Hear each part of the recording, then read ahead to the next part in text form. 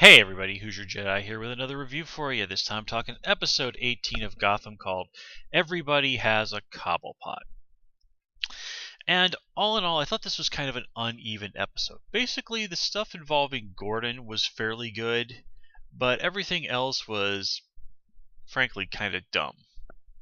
So let's just kind of get right into things. So the aftermath of the whole Alfred getting stabbed thing, surprisingly short. And the idea that Alfred is going to try and get out of his hospital bed to go and, track down Reggie.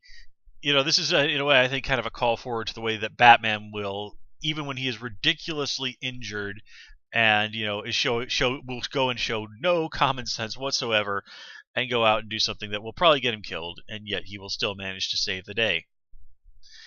So yes, ignoring his own basic health in order to do the mission. Yeah. Now Alfred has absolutely no reason to complain about that because Bruce obviously learned it from him. So, yeah. And again, nothing particularly to say about when Selina showed up. I mean, it's, considering that this is, I know Gordon is supposed to be the main character, but Bruce, I think, has really been on the sidelines way too much this season. Now, I think part of it is we just kind of need to have some time for Bruce, obviously, to grow as a character. I think they might also be wanting to wait for nature to kind of kick in a little bit on the kid that plays Bruce, so that he has a little bit more physical presence.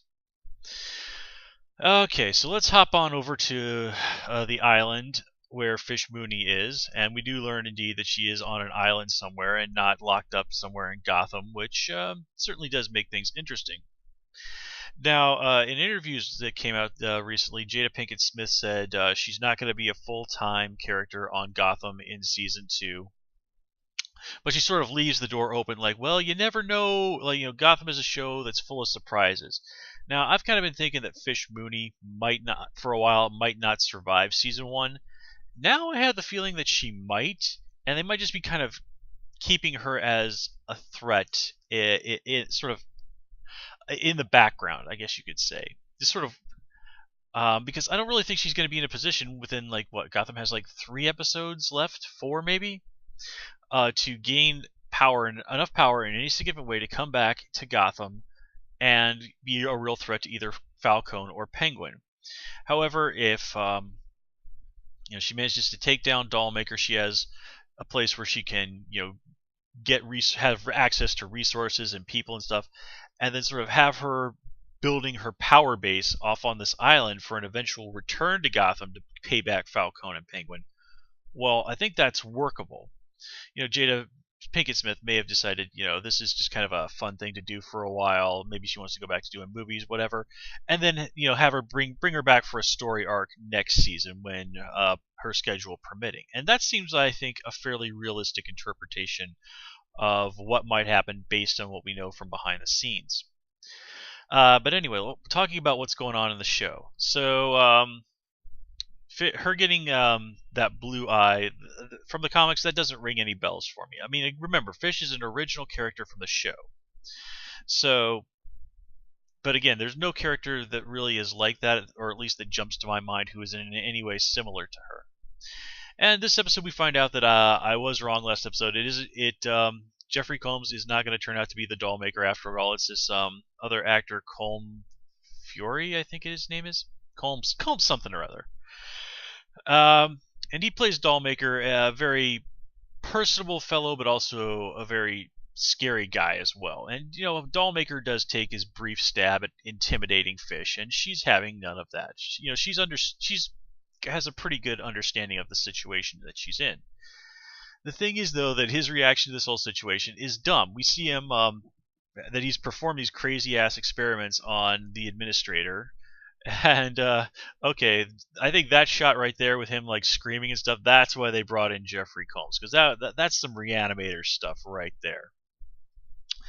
But it's weird that the administrator is more oddly fascinated by Fish's eyes than the actual guy who put the doll in. I guess the paperwork guy just had some sort of weird surgery fetish or whatever. But this kind of does bring up, again, the more of the dumb stuff that's going on with this whole plot line is, okay, if Dollmaker is willing to do this to one of his administrators, who's kind of, basically one of his top guys, why the hell does he give so much of a rat's ass about a guard? I mean, seriously, why didn't he just say, like, okay, we're just going to write that guard off. Hey, other guards, this guy let this situation turn into that. Let it be a lesson to you. Whatever the prisoners down there do to him. And now go switch off the water. We'll come back in about 2 days or so when, they're all weak from dehydration and, do whatever.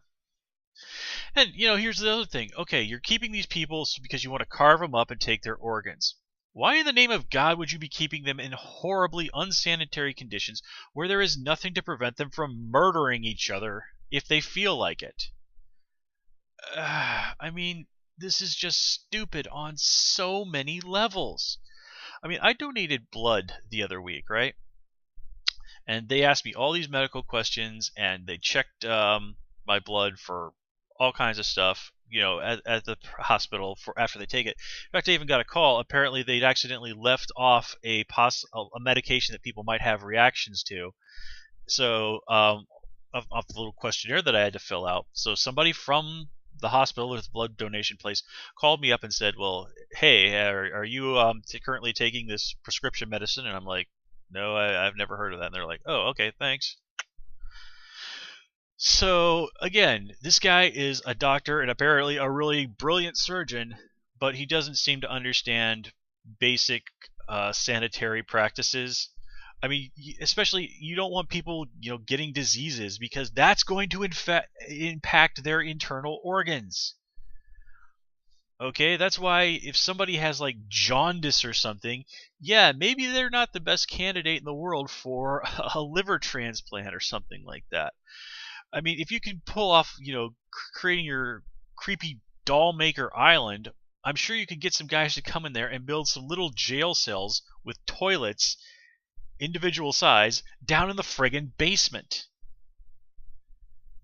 Feed people through a slot. I mean, again, it's stupid. And again, this plot line only works on the most basic levels because Jada Pinkett Smith is a really good actress who has the gravitas to pull off the nonsense that the writers are throwing her way and make it seem at least halfway believable. Okay, so that brings us to our big thing of this episode, which is what's going on with Gordon in Gotham. So apparently Flash gets off, and Gordon is obviously livid. And then he starts yelling about, like, okay, I'm going to go out there and I'm going to get evidence and I'm going to nail Flash this time. Okay, apparently despite being a cop, Gordon has an absolutely laughable understanding of the law. In the American law, and it's been this way for a long, long time, there's this little thing called double jeopardy, where if you are declared innocent of a crime, you cannot be later convicted of that same crime. Basically, let's look at the Flash situation. All right, Flash killed the guy, he went on trial, and he was declared innocent. Double Jeopardy says that he could walk out and call a press conference and go like, oh yeah, I totally killed that dude, ha ha ha, and the cops wouldn't be able to do anything about it. Now, he'd open himself up to a civil suit, but again, he would not be able to be tried again for the same crime because he had already been acquitted of it. That's how it works. And yeah, sometimes that's going to lead to some stuff that's bullshit, but it's really there to protect people's civil rights. I mean, Gordon would basically have to prove corruption in the trial, which of course this is Gotham, so obviously that was what was going on. But if he wanted that, he really would have been better off going after the judge rather than trying to get evidence on Flash. I suppose Gordon maybe have realized, okay, I can't get Flash for this, but if I can get some information on the other bad stuff he's done, then I can get him tried for that. But again, it sounds like he's trying to get Flash sent up again for the murder of the janitor. I mean, Gordon, okay, again, stupid. And then he goes and talks with Harvey Dent, and Harvey Dent, for whatever reason, does not bother to explain double jeopardy to Gordon, even though as an attorney he would obviously know what this is. But, okay, Hollywood law at its finest. So Gordon and Dent do team up to go and try and get Commissioner Loeb's files on people. Okay, now this is genuinely interesting. Gordon having access to a lot of the blackmail information on the cops in Gotham. Okay, there's a lot of interesting stuff that could come out of that. And then, of course, he and Dent just basically wander into the lion's den. Suddenly think that waving around a badge and babbling about being an attorney might possibly stop these gangsters from killing them should they choose to do so. And, of course, the gangsters eventually choose, like, hey, let's kill this cop and district attorney here. Let's chase them around in broad daylight. That's a brilliant plan. I mean, cripes. I genuinely like this show, but, man, sometimes, right? Sometimes. I mean, at least Harvey Dent is not foaming at the mouth like a raving lunatic this time, which I suppose is something. Honestly, the only really hugely redeeming part of this storyline is when Gordon finds out that Bullock basically kind of stabbed him in the back, and then Bullock gives the "everybody has a Cobblepot" speech. And if you look at that, then you look back at the first episode, it's almost like what happens with Jim being ordered to kill Penguin is almost like an initiation rite.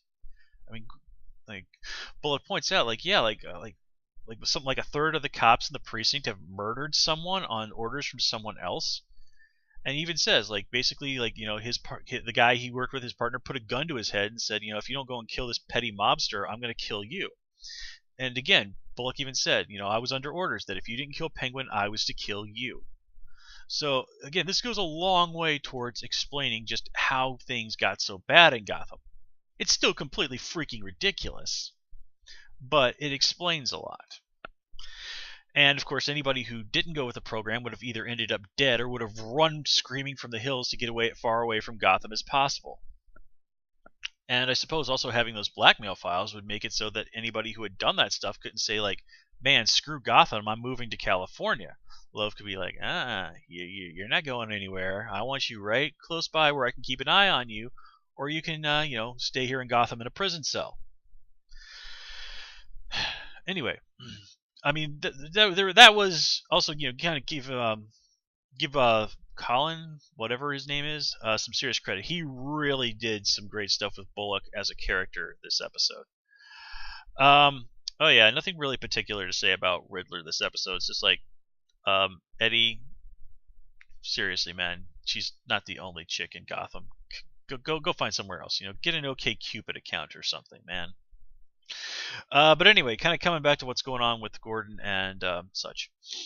Now, them teaming up with Penguin to go and try and get Loeb's files. Again, also interesting. And once again, Gordon is forced into a situation where he has to ask Penguin for help, which is cool. It's interesting. It really shows that he's really willing to occasionally make the deal with the devil in order to get what he wants. Now, that said, Penguin.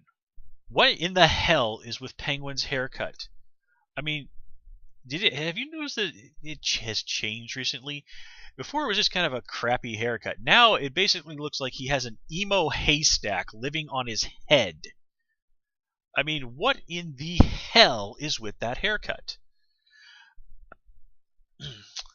Anyway, so they end up at that farm and they meet the hokey couple who, of course, this being Gotham, are going to turn out to be evil and try and kill them. And then they find Commissioner Loeb's daughter up in the attic, who is played by the actress who did the voice of Supergirl on Justice League Unlimited, which is, to me, hilarious. And then, basically from there, it's pretty easy to kind of figure out where things are going. Now, the scene where Gordon basically goes in there and blackmails Loeb, that's very well done. And I even like how Loeb sort of stands up to him. Like, Gordon says, like, give me all your files. And Loeb's like, no, if I do that, I'm a dead man. And, he's right. He basically even, said, Gordon, when he was trying to go after files, like, if we can get those files from Loeb, he'll be toothless. And Loeb understands that. He said, like, yeah, I'm not going to give you all my files, because if I do, I'm not going to have anything to bargain with.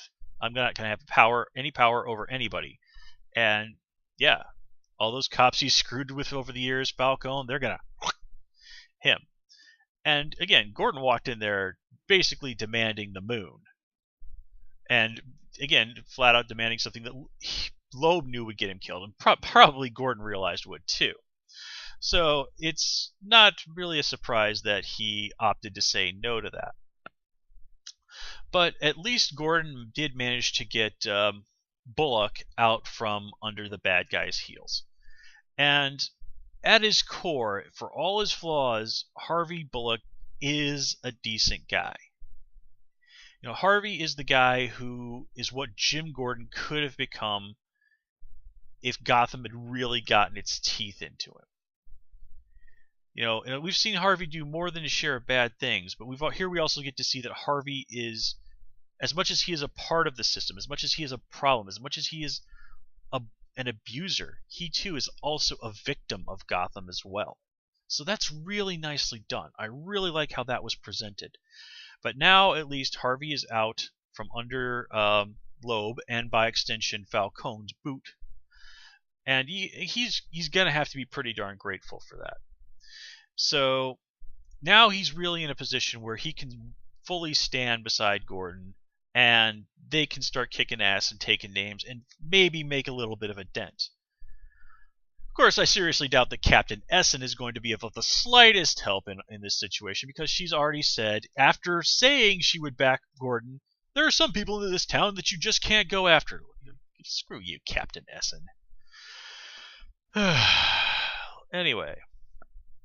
Oh, and of course now Gordon owes Penguin a favor, which is totally going to come and bite him in the ass at some point. Yeah, I just had this feeling that there's going to be this moment where Gordon either probably has Falcone dead to rights, and Penguin's going to go, "Hey Jim, remember that favor you owe me? I'm going to need that evidence now." I mean, that's just a theory, but there's totally no way this is not going to come back to bite Jim in the ass at the worst possible moment. And hopefully that's going to happen before the end of the season. So, in any case, guys, I'm going to call it here. As always, please comment, rate, and subscribe. And, of course, you can follow me on Twitter at Hoosier Jedi. Until next time, take care and have a good one.